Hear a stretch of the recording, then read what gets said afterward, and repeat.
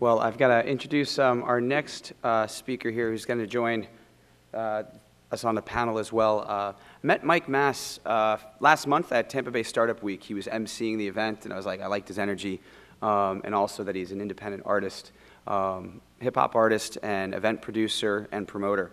So welcome to the stage, Mike. Hey, guys. Is my mic on? Check, check. Is everybody okay? Come on, let's get a little round of applause just to wake everybody up. Come on now. We're all out here for business reasons, trying to further our careers and further our fields. I personally am a hip-hop artist. I'm a producer as well, so I make beats. I do a lot of it digitally. I've recently transferred over to hardware, controller pads, things like that. A lot more profitable because it's a lot more live than just performing over a track. So I've been seeing a lot of opportunity lately. I recently performed at the Tampa Pro International Skateboarding Competition, which is one of the biggest skate competitions in the world. There was about 1,000 people in the crowd. It was the craziest show I've ever done. So that was awesome. I also am going to be performing at the Gasparilla Music Festival tomorrow, so make sure you guys check that out. I'm going to be on the amphitheater stage. Now, let's get into the discussion here. The discussion topic is live events and the value of being able to have the skill of coordinating live events.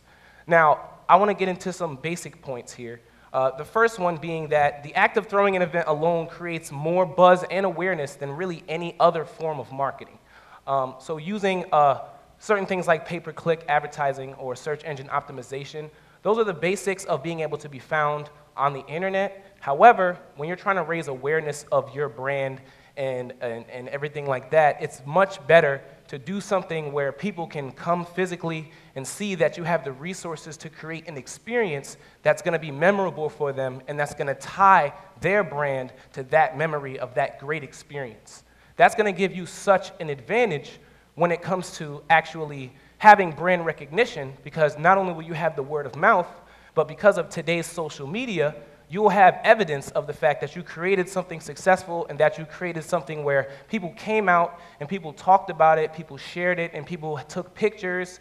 And that's something that is really of immeasurable value, the perception of being more successful than your competition. Now, that sounds like something far-fetched, but that can be created just because you're the one business that decided to have an event. Hopefully you guys understand what I mean. I personally have an event that I throw. It's called Wine and Rhyme. I throw it at a Nice in downtown Tampa. It's once a month, and it's the first Monday of the month. Now, the fact that it's a Monday is a big part of what I'm going to explain today about the process of live events and how you can profit off of them. The reason we're doing a Monday is because we do it at a place called a Nice Global Gastrobar. Anybody ate there or had a cocktail there? Great place. Love that place. I recommend it entirely. The place is absolutely fabulous, wonderful staff, craft cocktails, gourmet food. We go to their bar and we say, hey, we want to throw a hip-hop event. Now, every other place we walked in, when we say hip-hop, that's a bad word in the marketing world. Hip-hop means, oh gosh, we're going to have a whole bunch of people here.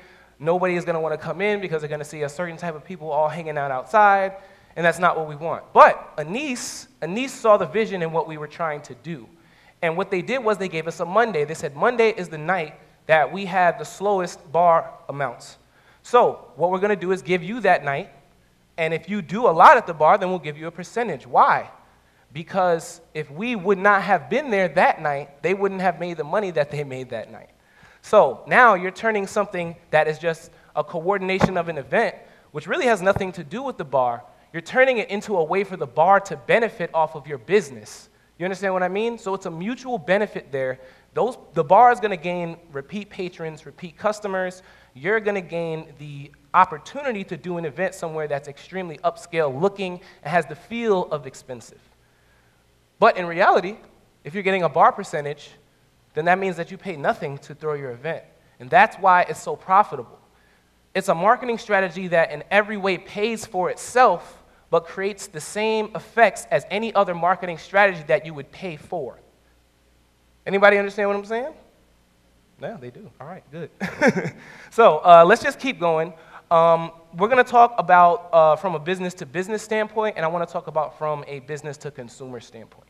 So from a business-to-business standpoint, when you create the type of event that has an exclusivity level, that's something that can raise the value of the dollar amount that you charge for attendance. So, in essence, you're creating a situation where you're bringing multiple parties involved in a way where they're all benefiting from the fact that each other are involved.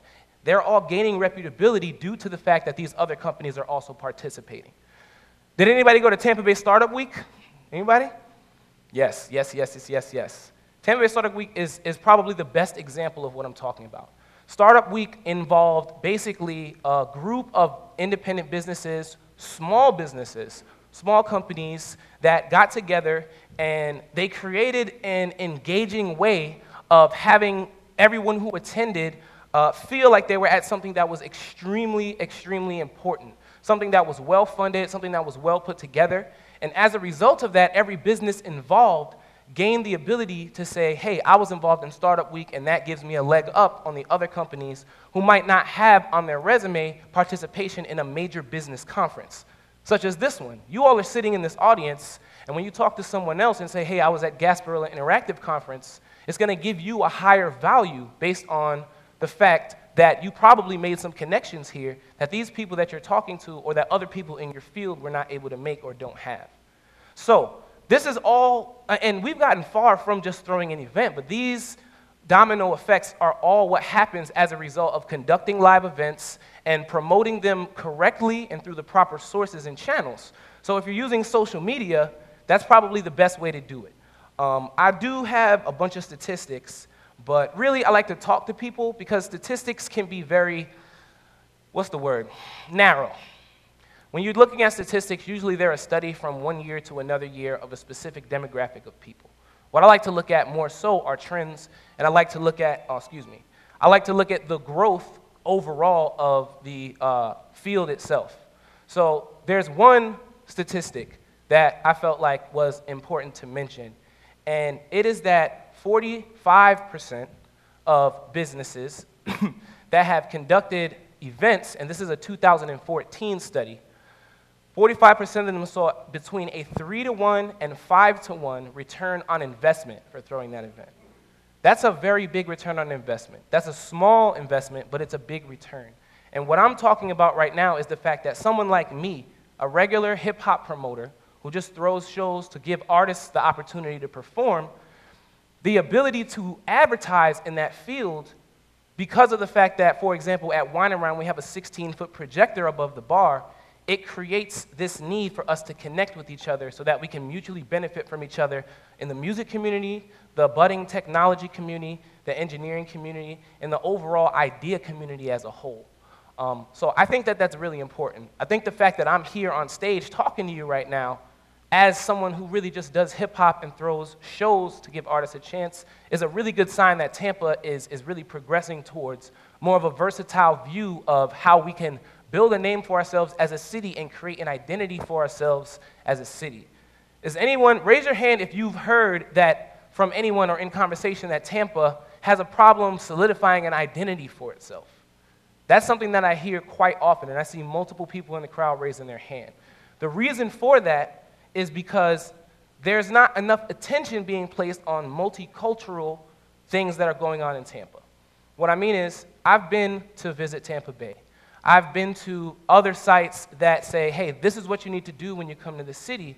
And there are multiple things that they're excluding from these lists that are extremely popular events, extremely high attendance at these events on a monthly basis or a weekly basis. And that's a huge problem because what that's implying to someone who's coming to Tampa is that there is nothing going on, when that's in fact absolutely false.